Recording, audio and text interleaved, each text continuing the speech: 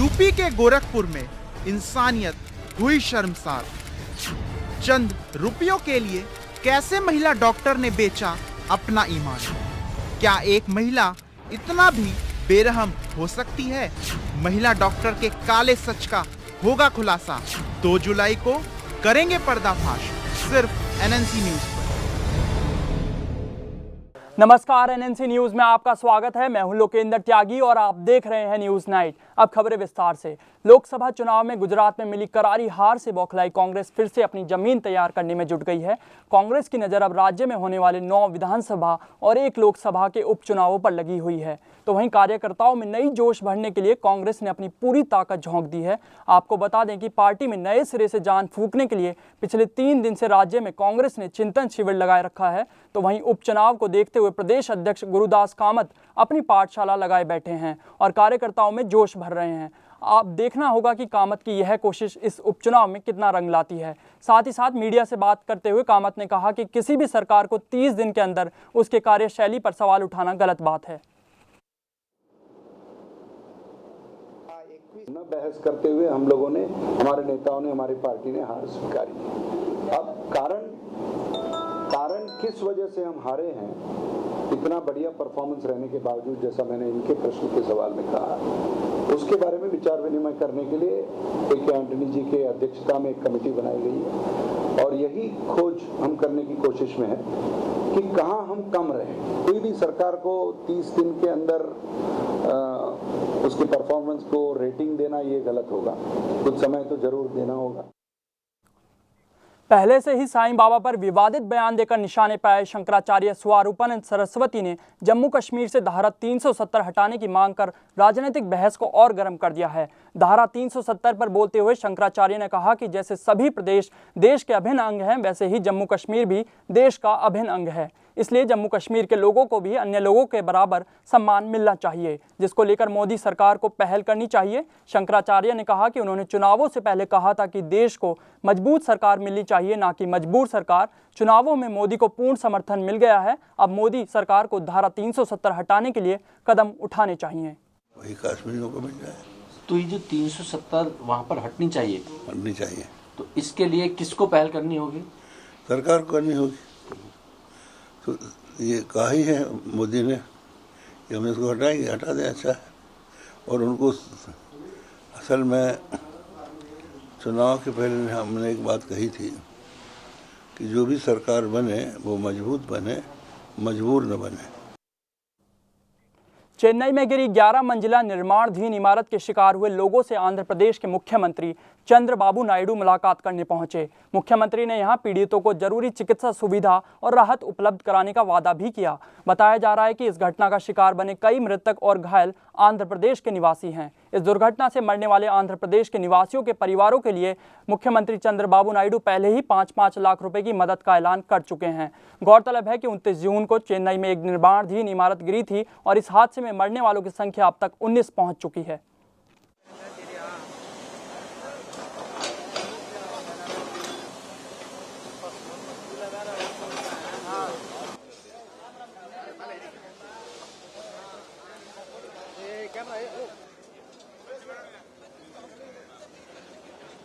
Now we are going to create everything. Yes. We have to create employment for them in 2 districts. That is Srikakulam and Vizianagaram. We will provide employment. Okay. Under the same, today my duty is to rescue them. They are all my people. They voted for me. Under the same time, for livelihood, they came here. It is a tragedy. I am feeling very bad about it. I am assuring them we will extend all the cooperation. We will rescue everybody. At last dead body we will take to their respective places. Till that time my teams will be here. DU के BTech छात्रों और UGC के घमासान समाप्त होने के बाद अब बीएएमएस कोर्स को लेकर छात्रों ने यूजीसी ऑफिस के बाहर जमकर विरोध प्रदर्शन किया। बीएमएस कोर्स के छात्र 4 साल के तहत डिग्री देने की बात कह रहे हैं। इस बात को लेकर सैकड़ों छात्र यूजीसी ऑफिस के सामने अपनी मांगों को लेकर धरने पर बैठ गए। छात्रों की मांग को देखते हुए यूजीसी ने अधिकारियों की एक विशेष बैठक बुलाई है, जिसमें बीएमएस कोर्स के छात्रों को लेकर फैसला होना है।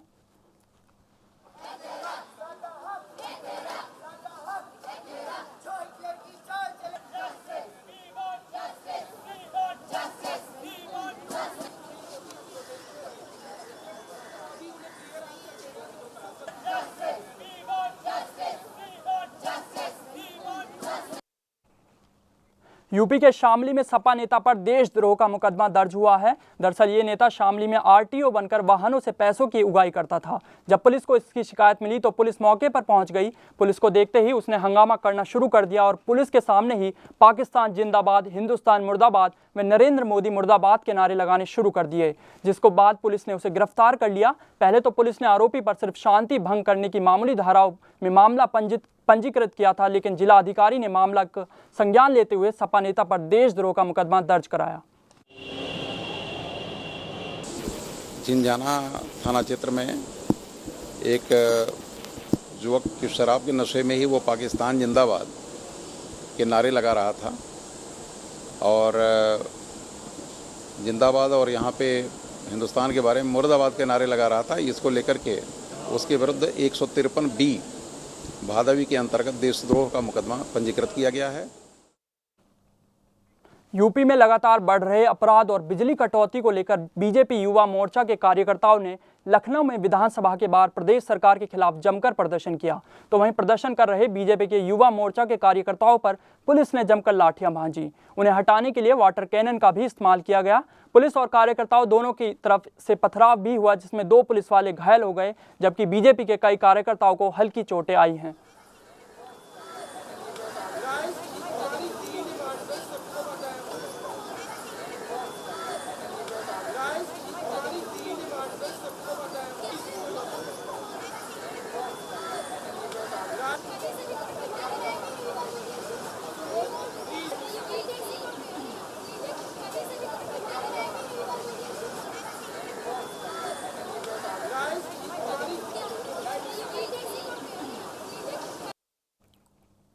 प्रधानमंत्री नरेंद्र मोदी के संसदीय क्षेत्र वाराणसी में महात्मा गांधी काशी विश्वपीठ के छात्र नेता अभिषेक कुमार सिंह की देर रात अज्ञात लोगों ने ताबड़तोड़ गोली मारकर हत्या कर दी। गोली लगने से छात्र नेता की मौके पर ही मौत हो गई, जबकि उसके साथ मौजूद मित्र मनोज बाल बच गया। छात्र नेता की हत्या की खबर मिलते ही कई थानों की पुलिस फोर्स मौके पर पहुंच गई। पुलिस ने शव को पोस्टमार्टम के लिए भेज दिया है और मामले की जांच में जुट गई है। प्रारंभिक छानबीन के आधार पर पुलिस इस घटना को चुनावी रंजिश मान रही है। गौरतलब है कि आगामी छात्र संघ चुनाव में अभिषेक अध्यक्ष पद का संभावित उम्मीदवार था।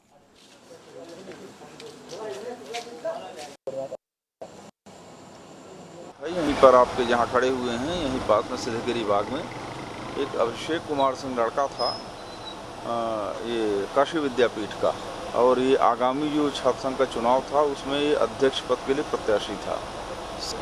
मोटरसाइकिल से रोक करके अपना बात कर रहा था किसी से। इसी बीच ये कब्रिस्तान से निकल करके 3 लड़के आए और इसको गोली मार दी। ये भागा, गली में जाकर के इसकी मौत हो गई। बिहार के छपरा में राजधानी ट्रेन के पटरी से उतरने के हादसे के बाद एक बार फिर बिहार के किशनगंज इलाके में एक चौंकाने वाली घटना सामने आई है, जिससे ये साफ जाहिर होता है कि रेल में सफर कर रहे यात्री कितने असुरक्षित हैं। किशनगंज GRP ने गुप्त सूचना के आधार पर पश्चिम बंगाल के मालदा से NJP जाने वाली मालदा पैसेंजर ट्रेन संख्या 55711 के एक बोगी में छापेमारी कर एक थैले में से 8 जिंदा बम बरामद किए हैं। GRP के अनुसार बरामद बम इंजन के बाद चौथी बोगी के अंदर एक सीट के अंदर लावारिस हालत में एक थैला के अंदर रखे हुए थे। हालांकि GRP के जवानों ने बम को निष्क्रिय कर मामले की तहकीकात शुरू कर दी है।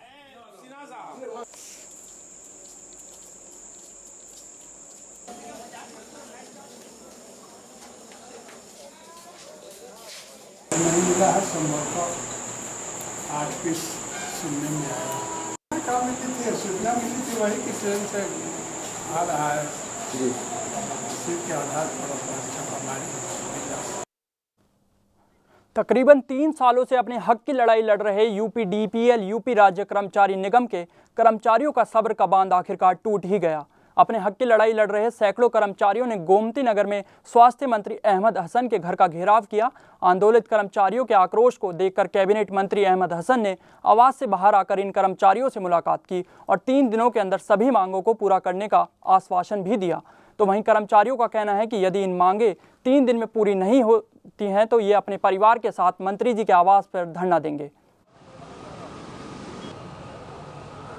UPDPL कर्मचारी संघर्ष समिति के पदाधिकारी हैं और UPDPL में कर्मचारियों का विगत 34 माह का वेतन तथा अन्य समस्त देनदारियां लंबित हैं। अमरनाथ यात्रा पर गए भटिंडा की रमा मंडी में एक नौजवान की पत्थर गिरने से हुई मौत से परिवार वालों के साथ साथ पूरा शहर शोक में डूब गया है। दरअसल मृतक दारा सिंह बीते वीरवार को अपने कुछ साथियों के साथ अमरनाथ यात्रा पर गया था। जैसे ही दारा सिंह अमरनाथ में गुफा के अंदर माथा टेकने के बाद बाहर निकला, अचानक पहाड़ी से एक पत्थर उसके सर पर गिर गया, जिससे उसकी मौके पर ही मौत हो गई। बताया जा रहा है कि मृतक अपने माँ बाप का अकेला ही बेटा था और अब उसके जाने के बाद माँ बाप का कोई सहारा नहीं बचा है। शव का भी अभी तक पोस्टमार्टम नहीं हुआ है, जिसकी वजह से उसे अभी भटिंडा नहीं लाया गया है। कि ਸਾਡੇ ਬਲਾਡਿਆਣਾ ਦੀ ਇੱਕ ਨਵੀਂ ਸੰਸਥਾ ਬਣੀ ਸੀ ਜੋਤੀ ਸ਼੍ਰੀ ਉਹਨਾਂ ਨਾਲ ਇਹ ਮੈਂਬਰ ਬਣਾਇਆ ਸੀ। ਇਹ ਹਰ ਵਾਰ ਜਦੋਂ ਵੀ ਜਾਂਦਾ ਸੀ ਪਹਿਲੀ ਵਾਰ ਦਰਸ਼ਨ ਕਰਦਾ ਸੀ।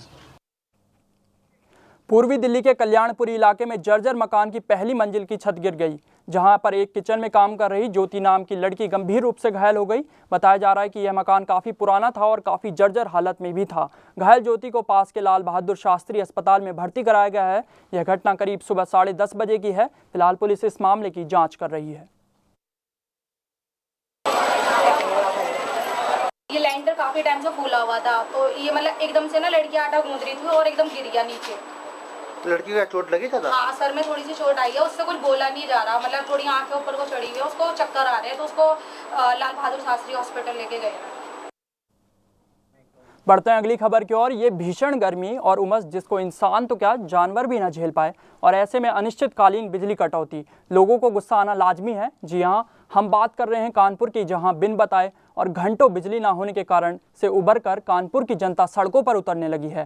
गुस्साए लोगों ने ना तो शहर के दोनों तरफ के हाईवे जाम कर दिए हैं, साथ ही नौबस्ता इलाके में बिजली ना आने के कारण गुस्साए ग्रामीणों ने इलाके के सब स्टेशनों पर तोड़ फोड़ भी की। लेकिन घंटों की मशक्कत के बाद आखिरकार कानपुर पुलिस ने गुस्साए लोगों को शांत कर दिया और हाईवे से जाम भी हटा दिया।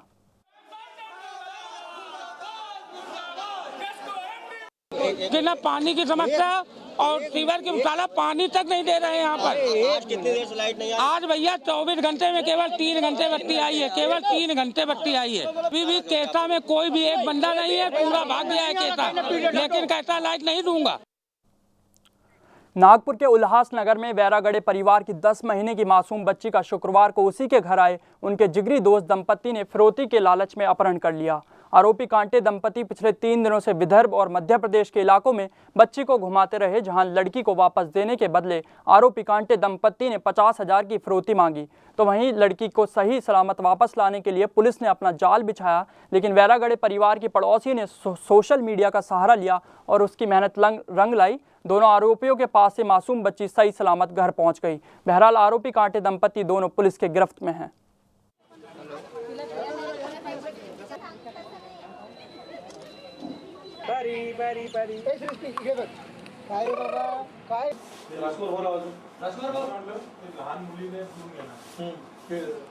आज सुबह उनका पता चला कि वो अकोला में ट्रेस हुए हैं। अकोला से उनका फ़ोन आ रहा है, तो हमको लगा कि वो अकोला से नागपुर की तरफ आएंगे। हमने 80 लोगों की टीम वहाँ पे पूरे ट्रेन में लगा दी थी। इन्होंने सर्च करके उसको पता लगाया और आरोपी ने वही शर्ट पहना था जो उसके पास हमारे पास फ़ोटो।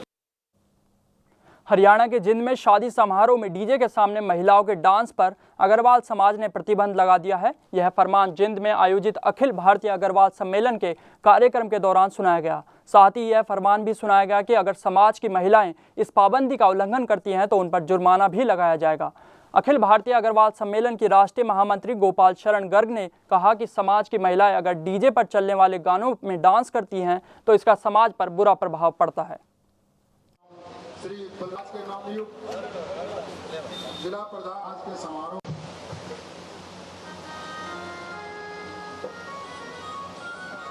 अग्रवाल समाज में जो आई हैं, अग्रवाल समाज के जो नेता हैं उन्होंने अपनी कुटिया को बारे में पूर्णतः विश्लेषण किया है और उनको लागू करने में हम सक्षम हैं। तो किस तरह का बैन लगा है महिलाओं पर? भाई हमें जिसको जो घोड़िया आगे नाचेंगी जो हमें उनको जुर्माना करने की भी। बढ़ते हैं अगली खबर की ओर। यूपी के कानपुर के नौबस्ता थाना क्षेत्र में एक बहू की उसके ससुर और पति ने मिलकर हत्या कर दी। दरअसल मृतक का पति प्रेमेंद्र सिंह और ससुर वीरेंद्र सिंह दोनों ही बेरोजगार थे, जिसके चलते घर की आर्थिक स्थिति ठीक नहीं थी। इसी बात को लेकर प्रभा की उसके पति और ससुर से आए दिन लड़ाई होती रहती थी और बीती रात भी इसी बात को लेकर परिवार में लड़ाई होने लगी, जिसमें झगड़े के दौरान प्रभा के ससुर ने उसके सर पर ईंट मार दी, जिससे प्रभा की बुरी तरह से जख्मी हो गई। आनन फानन में प्रभा को कानपुर के हैलेट अस्पताल में भर्ती कराया गया, जहां पर इलाज के दौरान प्रभा की मौत हो गई।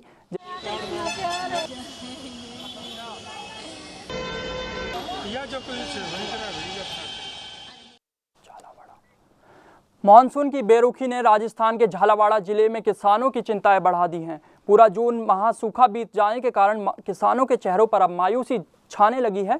किसानों का कहना है कि जल्द ही अगर इंद्र देवता मेहरबान नहीं हुए तो यहाँ के किसान बर्बाद हो जाएंगे। गौरतलब है कि इस साल जून में सामान्य से कम बारिश हुई है और यह अभी तक का भारत के इतिहास का तीसरा सबसे सूखा जून गुजरा है।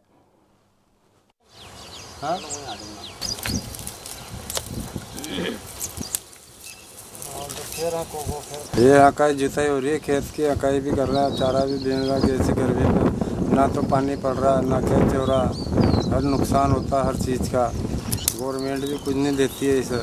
अब आप जैसे अगर बरसात देर हो जाती है तो क्या नुकसान मानते हैं? हमारे इस फसल में भी नुकसान है, आने वाले में भी नुकसान है। अच्छा, क्योंकि वो भी लेट होगी। फिलहाल इस बुलेटिन में इतना ही। देश दुनिया की सभी खबरों के लिए देखते रहिए NNC न्यूज़। मुझे दीजिए इजाजत, नमस्कार।